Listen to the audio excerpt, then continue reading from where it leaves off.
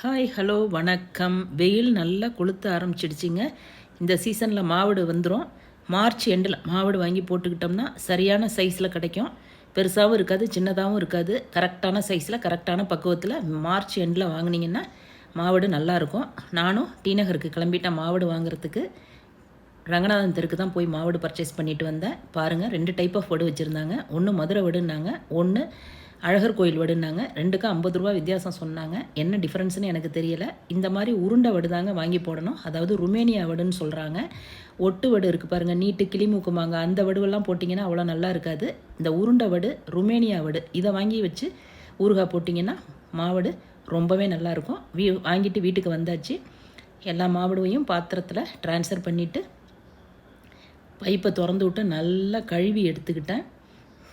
காம்போடு வாங்கணுங்க. காம்போடு வாங்கினா தான் நல்லாயிருக்கும். காம்பு இல்லாமல் வாங்கினீங்கன்னா உதுந்த வடுங்க, அடிபட்டிருக்கும், கண்ணி போயிருக்கும், வெம்பி போயிடும். அதை ஊறுகாய் போட்டிங்கன்னா ஒரு 50 ரூபா கூட கொடுத்தாலும் காம்போடு வாங்கினோம்னா அந்த வடு போட்டோம்னா ஒரு மாவடு கூட வீணாகவே போகாது. ஒரு வருஷத்துக்கு ரொம்ப நல்லாயிருக்கும். ஸோ காம்போடு வாங்குங்க. 50 ரூபா காசு கூடன்னு பார்க்க வேண்டாம். இதை மாதிரி 1 இன்ச்சு விட்டு வெட்டிங்க. காம்பு 1 இன்ச்சு இருக்கணும். வெட்டிட்டு நல்லா கழுவிடுங்க. மார்ச் எண்டில் தாங்க இந்த சைஸுக்கு கிடைக்கும். ரொம்ப பெருசாகவும் இருக்காது, ரொம்ப சின்னதாகவும் இருக்காது. அந்த மாதிரி வாங்கி போட்டோம்னா ஒரே சைஸில் நல்லா இருக்கும் மாவடு சாப்பிட்றதுக்கு. எல்லா வடுவையும் இதை மாதிரி வெட்டி எடுத்துக்கிட்டேன். நல்லா எல்லாத்தையும் கழுவிக்கிட்டேன். ஒரு துணியை விரித்து ஃபேனுக்கு அடியில் நல்லா உலர போட்டுக்கிட்டேன். ஈரம் இருக்கக்கூடாதுங்க. நல்லா ஒரு 2-3 மணி நேரம் நல்லா பெரட்டி விட்டு நல்லா உலர வச்சு எடுத்துங்க. மாவடு வாங்கின அன்றைக்கே போட்டுருணுங்க. மறுநாள்லாம் வச்சுலாம் போடாதீங்க, வெம்பிடும். அன்னைக்கே ஊறுகாய் போட்டுருங்க. காம்போடு கழுவிட்டு நல்லா உலர வச்சுங்க. காம்பை நல்லா கட் பண்ணிவிடுங்க. 1 இன்ச்சு விட்டுங்க. இந்த மாதிரி காம்பு சிகப்பாக இருந்தால் நல்லாயிருக்கும், ரொம்ப நாளைக்கு கெட்டு போகாது, நல்லாயிருக்கும்னு சொல்கிறாங்க. எனக்கு தெரியல, உங்களுக்கு அப்படி என்ன காரணம்னு தெரிஞ்சால் கமெண்ட் பாக்ஸில் கமெண்ட் பண்ணுங்கள். எனக்கு எதிர் வீட்டில் லக்ஷ்மி மாமின்னு ஒருத்தங்க இருந்தாங்க. அவங்க சொன்ன அளவுப்படி தான் நான் மாவடு ஒரு 20 வருஷமாக போட்டுட்ருக்கேன். எனக்கு கெட்டே போகாதுங்க. வெளியில் தான் வச்சுருப்பேன், ஃப்ரிட்ஜுக்குள்ளே ஸ்டோர் பண்ண மாட்டேன். 1 வருஷம் வரைக்கும் எனக்கு மாவடு கெட்டே போகாது. அவங்க சொன்ன அளவு தான் உங்களோட நான் ஷேர் பண்ணிக்கிறேன். அந்த மெத்தடை. மாவடுவை ஒரு பாத்திரத்தில் நல்லா குமிச்சு அளந்து 8 பங்கு எடுத்துங்க.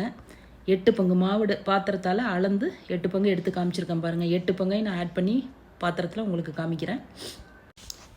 அடுத்து நல்லெண்ணெயோ அல்லது விளக்கெண்ணெயோ எது வேணாலும் சேர்த்துங்க. உங்களுக்கு நல்லெண்ணெய் வேணும்னா நல்லெண்ணெய் சேர்த்துங்க, விளக்கெண்ணெய் மட்டும் வேணும்னா விளக்கெண்ணெய் சேர்த்துங்க. நான் 2மே ஆட் பண்ணிக்கிறேன். கொஞ்சம் நல்லெண்ணெய், கொஞ்சம் விளக்கெண்ணெய் ஆட் பண்ணிவிட்டு நல்லா குலுக்கி விட்டோம்னா எண்ணெய் எல்லா பக்கத்துலேயும் ஸ்ப்ரெட் ஆகிடும்.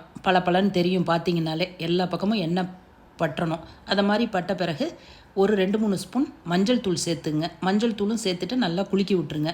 ரொம்ப ஈஸிங்க. 2-3 இன்க்ரீடியன்ட்ஸ் தான். ஒரு நாள் மெனக்கட்டோம்னா போதும். 1 வருஷத்துக்கு மாவடு ஜம்முன்னு சாப்பிட்லாம் தயிர் சாதத்தோட. நம்ம மாவடு எந்த பாத்திரத்தால் அளந்தோமோ அதே பாத்திரத்தால் கல்லுப்பு தலை தட்டி, குமிச்சு அளக்க வேண்டாம், தலை தட்டி கல்லுப்பை 1 பங்கு அளந்துங்க. 8 பங்கு மாவடுக்கு 1 பங்கு கல்லுப்பு. மிக்சியில் அரைக்கலாம் வேண்டாம், முழுசாகவே போட்டுடலாம். தனி மிளகாத்தூள் 3/4 பங்கு. எந்த பாத்திரத்தில் மாங்காய் அளந்தோமோ அந்த பாத்திரத்தில் 3/4 பங்கு மிளகாத்தூள் ஆட் பண்ணிக்கணும். அடுத்து 1/2 பங்கு கடுகு எடுத்து அதை நல்லா மிக்சியில் பவுட்ரு பண்ணி அதையும் கலந்து விட்ருங்க. 1 பங்கு உப்பு, 3/4 பங்கு மிளகாத்தூள், 1/2 பங்கு கடுகுத்தூள், 8 பங்கு மாங்காய். அவ்வளோதாங்க. மஞ்சள் தூள் கொஞ்சம், எண்ணெய் கொஞ்சம் ஆட் பண்ணுறோம். நல்லா குலுக்கி விட்ருங்க. அப்படியே மூடி வச்சுருங்க. மறுநாள் காலையில் எழுந்திரிச்சு அந்த பக்கம் போவேல வரையிலெல்லாம் நல்லா குலுக்கி விடுங்க. வெயிலில் எல்லாம் வைக்கக்கூடாது, வீட்டுக்குள்ளே தான் வைக்கணும். நல்லா குலுக்கி விட்டுக்கிட்டே இருங்க. 3ஆம் நாள் பார்த்தீங்கன்னா தண்ணி விட ஆரம்பிச்சிடும். உப்பு கரைஞ்சி பாருங்கள், தண்ணி வர ஆரம்பிச்சிடும். 1 வாரம் அப்படியே குலுக்கி வச்சு விட்டிங்கன்னா நல்லா தண்ணி விட்டுரும். எடுத்து பாட்டிலில் ஸ்டோர் பண்ணிக்கிட்டு தயிர் சாதத்தோடு விட்டு சாப்பிட வேண்டியது தான்.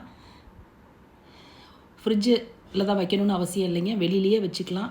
மாங்காய் இருந்ததுன்னா சாப்பாடு சூப்பராக இறங்கிடும். மாதா ஊட்டாத சாதத்தை மாங்காய் ஊட்டுன்னு சொல்லுவாங்க. என்னோட இந்த வீடியோ உங்களுக்கு பிடிச்சிருக்குன்னு நினைக்கிறேன். பிடிச்சிருந்தா சப்ஸ்கிரைப் பண்ணுங்கள், ஷேர் பண்ணுங்கள், லைக் பண்ணுங்கள், கமெண்ட் பண்ணுங்கள். தேங்க்யூ.